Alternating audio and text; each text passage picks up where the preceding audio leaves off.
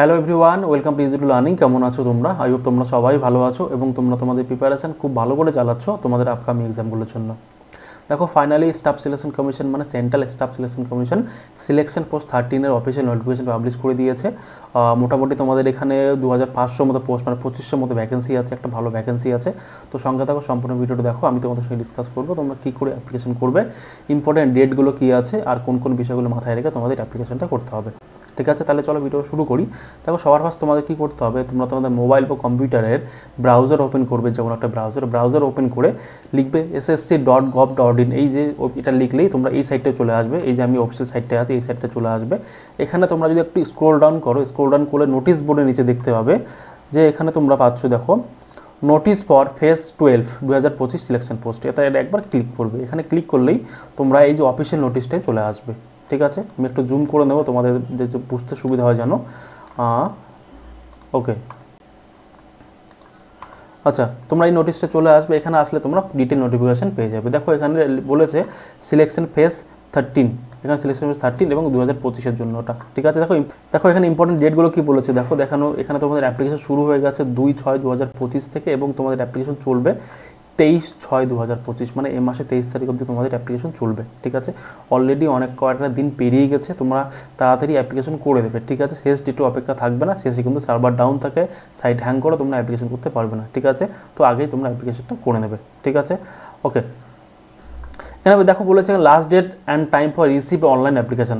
ঠিক আছে, last date বলেছে দেখো 23/6/2025, টাইমও বলে দিয়েছে 23টা, মানে রাত 11টা পর্যন্ত তোমরা অ্যাপ্লিকেশন করতে পারবে। ঠিক আছে, আর অনলাইন পেমেন্ট কতদিন? 24 তারিখ অবধি তোমরা অনলাইন পেমেন্ট করতে পারবে। ওকে, এবার তোমাদের কারেকশন উইন্ডো দেবে 2 দিনের জন্য, সেটা হচ্ছে 28 তারিখ এবং 28 তারিখ থেকে 30 তারিখ তোমাদের কারেকশন উইন্ডো থাকবে। এই 2 দিন তোমাদের কারেকশন উইন্ডো থাকবে। তোমরা যদি ফর্ম ফিল আপ করতে কোথাও ভুল করে থাকো, কোথাও এরর হয়ে থাকে, তাহলে তো সেটাকে তোমরা কারেকশন করতে পারবে। অবভিয়াসলি সেটা পেইড, তোমাদের সেটার জন্য টাকা পেমেন্ট করতে হবে ওইচএসসিকে। ঠিক আছে, ওকে। তোমাদের এখানে একটা ভালো জিনিস বলে দিয়েছে, তোমাদের এক্সপেক্টেড যে পরীক্ষার ডেট সেটা একটা বলে দিয়েছে, বা টেন্টেটিভ ডেট বলে দিয়েছে। সেটা হচ্ছে 24শে জুলাই থেকে 4 আগস্ট পর্যন্ত তোমাদের পরীক্ষা হবে।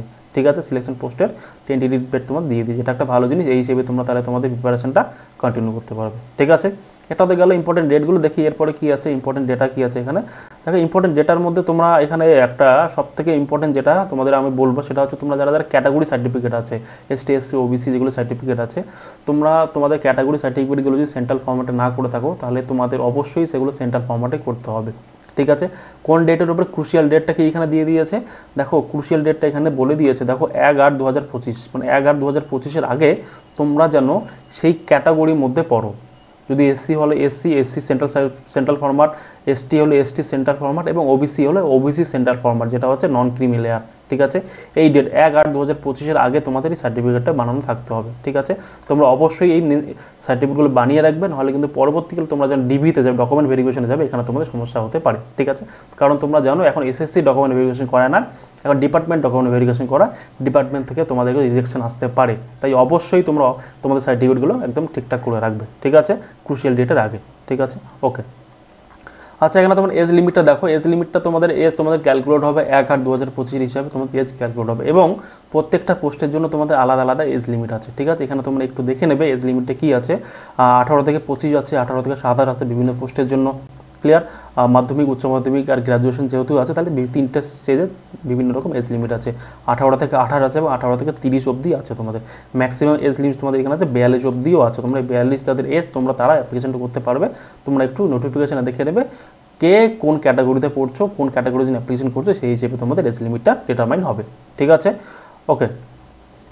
আচ্ছা, proof of date of birth এখানে কী বলেছে, তোমার নর্মালি মাধ্যমিকের অ্যাডমিট দিতে হবে, অথবা তোমাদের যদি কারো বার্থ সার্টিফিকেট থাকে, সেটা খুব ফেয়ার এনাফ, তুমি বার্থ সার্টিফিকেট তোমার এজ প্রুফ হয়ে যাবে। ঠিক আছে, রিল্যাক্সেশনের ব্যাপারে এখানে বলেছে দেখো, নর্মাল রিল্যাক্সেশন যেটা থাকে সেটা এসটি এসসির জন্য 5 বছর, ওবিসির জন্য 3 বছর, পিডাব্লিউবিডির জন্য 10 বছর। ঠিক আছে, আর ওবিসি পিডাব্লিউবিডি থাকলে তোমাদের 13 বছর রিল্যাক্সেশন পাবে, এবং পিডাব্লিউবিডি এসটি এসসি থাকলে তোমাদের 15 বছর রিল্যাক্সেশন পাবে। ঠিক আছে, এক্স সার্ভিসম্যানের জন্য বিভিন্ন 3 বছর রিল্যাক্সেশন আছে। ওকে, এগুলো তোমরা একটু দেখে নেবে। ওকে, আচ্ছা। দেখো, এখানে সেম কথাটাই বলেছে তোমাদের, আমি একটু আগে যেটা বললাম, তোমরা এসটি এসসি ওবিসি সার্টিফিকেটের যে সেন্ট্রাল ফরম্যাট সেটা কোন ডেটে করতে হবে, এবং এখানে ক্রুশিয়াল ডেটটা এখানে আরেকবার বলেছি, সেটা হচ্ছে 1/8/2025-এর আগে তোমাদের কাস্ট সার্টিফিকেট থাকলে তোমরা সেটাকে সেন্ট্রাল ফরম্যাটে করে নিতে হবে। ঠিক আছে, ওকে।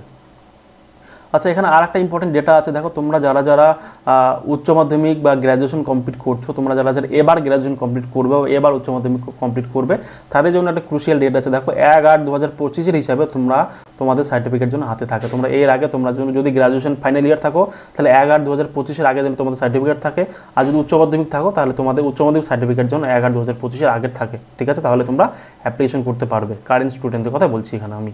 ক্লিয়ার? ওকে, নেক্সট দেখি। এখানে নেক্সট এরকম কিছু নেই। আবার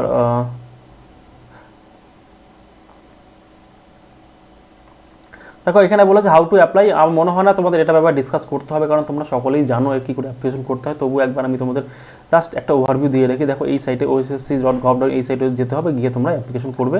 অ্যাপ্লাই নাও ক্লিক করলে দেখো এই সাইটে আমরা যখন আসবো না, এই যে তোমরা দেখতে পাচ্ছ সাইটে আসার পরে এই যে অ্যাপ্লাই নামে কথা আছে একটা, এখানে অ্যাপ্লাই নামে কথা আছে, এটাতে ক্লিক করলে তোমরা এখান থেকে সিলেকশন করবে কোনটা, সিলেকশন পোস্ট এক্সামিনেশন। ঠিক আছে, এটাতে অ্যাপ্লাই করলে এখানে তোমাদের লগ ইন করতে হবে। তো লগ ইন করে অ্যাপ্লিকেশনটা এখান থেকে করে নিতে পারবে।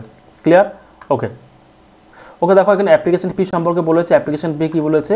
অ্যাপ্লিকেশন ফি তোমাদের 100 টাকা করে দিতে হবে। ঠিক আছে, fee can be paid only online through ভীম UPI net banking by using Visa, Mastercard, Mastercard, by RuPay. এবং তোমার অনলাইনে পেমেন্ট করতে পারবে শুধুমাত্র। Online fee can be paid by the candidates up to 24/6/2025।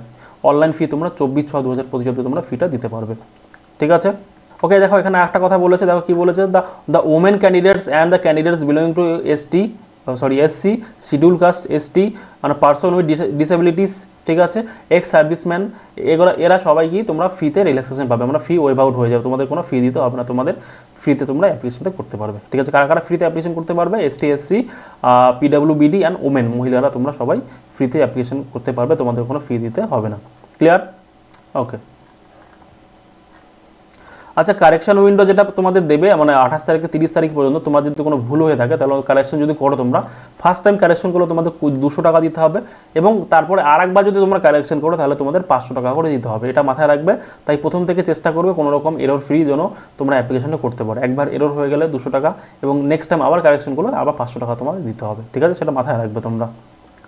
দেখো এটা হচ্ছে মোস্ট ইম্পর্টেন্ট একটা টপিক, যেখানে তোমাদের ভালো করে বুঝতে হবে। তোমরা যারা যারা নতুন তাদের জন্য বেশি করে ভালো করে বুঝতে হবে। যারা পুরনো, তোমরা অলরেডি এসএসসি এক্সাম দিয়েছো, তোমরা সকলেই জানো, তবু আরেকবার বলি। দেখো এখানে বলেছে তোমাদের সিলেবাস কি থাকবে। সিলেবাস থাকবে তোমার 4টা part, A B C D. এই 4টা পার্টের মধ্যে ফার্স্ট পার্ট এতে থাকবে জেনারেল ইন্টেলিজেন্স, মানে রিজনিং থাকবে। এখানে 25টা কোশ্চেন থাকবে, 50 নাম্বার থাকবে, মানে একটা কোশ্চেন 2 নাম্বার করে থাকবে। জেনারেল অ্যাওয়ারনেস মানে জিএস থাকবে। এখানে জিএসে 25টা কোশ্চেন থাকবে, এখানে 50 নাম্বার থাকবে, প্রত্যেকটা কোশ্চেন 2 নাম্বার। কোয়ান্টিটিভ অ্যাপটিটিউড মানে ম্যাথ থাকবে, এখানে 25টা কোশ্চেন থাকবে, 50 নাম্বার। ক্লিয়ার? এবং ইংলিশে 25টা কোশ্চেন থাকবে, 50 নাম্বার। মানে টোটাল তোমাদের কোশ্চেন থাকবে 100টা, কিন্তু পরীক্ষার নাম্বার হবে 200 নাম্বার, এবং প্রত্যেকটা কোশ্চেন 2 নাম্বার করে। ঠিক আছে, এবং তোমাদের টাইম থাকবে 1 ঘন্টা 60 মিনিট। কিন্তু তোমরা যারা স্পেশাল অ্যাবেলড স্টুডেন্ট থাকবে, স্পেশালি চ্যালেঞ্জ স্টুডেন্ট থাকবে, তোমাদের জন্য 80 মিনিট সময় থাকবে। ঠিক আছে, ঠিক আছে। এখানে দেখো আরেকটা কথা বলেছে যে নেগেটিভ মার্ক থাকবে 0.50 মার্কস, মানে 25% তোমাদের নেগেটিভ মার্ক থাকবে। মানে একটা কোশ্চেন ভুল করলে তোমরা হাফ নাম্বার কেটে যাবে তোমাদের। ঠিক আছে, ওকে ওকে। এখানে আর মোটামুটি আচ্ছা, এখানে একটা জিনিস তোমরা এখানে দেখে নেবে, তোমাদের সিলেবাসটা যেটা আছে মাধ্যমিক লেভেলের জন্য কিন্তু সিলেবাস আলাদা আছে, জেনারেল ইন্টেলিজেন্স সিলেবাস আলাদা আছে, জেনারেল অ্যাওয়ারনেসের সিলেবাস আলাদা আছে, একটু আলাদা আছে। মেইনলি তোমাদের ডিফারেন্স ক্রিয়েট করবে কোয়ান্টিটিভ অ্যাপটিটিউড। মাধ্যমিক লেভেলে তোমাদের হয়তো অ্যাডভান্স পার্টটা কম থাকবে, লেস থাকবে, কিন্তু অ্যারিথমেটিকে তোমাদের বেশি জোর থাকবে। সিমিলারলি তোমার হায়ার সেকেন্ডারির জন্য সিলেবাসটা একটু আলাদা আছে, এবং তোমার গ্র্যাজুয়েশন লেভেলের জন্য সিলেবাসটা একটু আলাদা, সেটা তোমরা একটু এখান থেকে দেখে নেবে। ক্লিয়ার? ওকে, আর মনে হয় সেরকম কোনো ডেটা নেই যেগুলো তোমাদের ইম্পর্টেন্ট। আর বেসিক ডেটা যেগুলো তোমাদের আইডি কার্ড নিয়ে যেতে হয় সেটা তোমরা সকলেই জানো, এগুলো বলার মতো কিছু নেই। ঠিক আছে, আর ফটোর ব্যাপারটা, সিগনেচারের ব্যাপারটা, এগুলো তোমরা সকলেই জানো। আর একটা ব্যাপার এসএসসি যেটা অ্যাড করেছে সেটা হচ্ছে তোমাদের আধার অথেন্টিকেশন করতে হবে। এবার তোমরা যারা যারা নতুন করে এসএসসি পরীক্ষা দেবে বা এসএসসির জন্য ফর্ম ফিল আপ করবে, তোমাদের সবাইকে আধার বেস অথেন্টিকেশন করতে হবে। তার জন্য তোমাদের আধার কার্ডের সঙ্গে মোবাইল নাম্বার রেজিস্টার থাকতে হবে। ঠিক আছে, সেটা মাথায় রাখবে। ঠিক আছে, যদি তোমরা আধার অথেন্টিকেশন না করো তাহলে তোমাদের এক্সাম হলে গিয়ে, তোমাদের এক্সাম সেন্টারে গিয়ে তোমাদের প্রবলেম ফেস করতে হবে, অথবা তোমাদের সময় বেশি লাগবে অথেন্টিকেট করার জন্য। ঠিক আছে, তাই তোমাদের সবাইকে রেকমেন্ড করবো, তোমাদের যাদের সঙ্গে যাদের মোবাইলে আধার কার্ডের সঙ্গে মোবাইল নাম্বার লিঙ্ক করা নেই, অবশ্যই খুব তাড়াতাড়ি লিঙ্ক করিয়ে নাও, কারণ পরবর্তী প্রবলেমগুলো তোমাদের জন্য ফেস করতে না হয়। ঠিক আছে, থ্যাংক ইউ সো মাচ সম্পূর্ণ ভিডিওটা দেখার জন্য। আই হোপ তোমাদের সব ভিডিওটা ভালো লেগেছে, ইনফরমেটিভ মনে হয়েছে। যদি ইনফরমেটিভ মনে হয়ে থাকে, ভালো লেগে থাকে, চ্যানেলটা অবশ্যই সাবস্ক্রাইব করবো, তোমাদের জন্য এই চ্যানেলটা বানানো। Thank you so much, have a nice day, by.